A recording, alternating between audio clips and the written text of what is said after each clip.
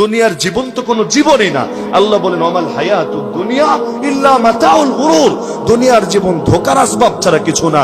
আপনার বাচ্চারা বিকাল বেলা খেলতে যায় নদীর পাড়ে, সেখানে গিয়ে মাটি দিয়ে বালু দিয়ে ঘর বানায়, বাড়ি বানায়, গাড়ি বানায়, কত কিছু বানায়। খেলাধুলা শেষ, যখন সন্ধ্যা হয় অবস্থা, মা ডাক দেয় পোলাপান কই তাড়াতাড়ি আয়, তখন লাঠি মেরে সবকিছু ভেঙে গুড়িয়ে দিয়ে চলে আসে। ওর দিলটাও কাঁপে না, বাড়ি ভেঙে দিলাম, গাড়ি ভেঙে দিলাম, কারণ জানে এই বাড়ি আসল বাড়ি না, এই গাড়ি আসল গাড়ি না, এগুলো খেলনা, এগুলো ধোঁকা।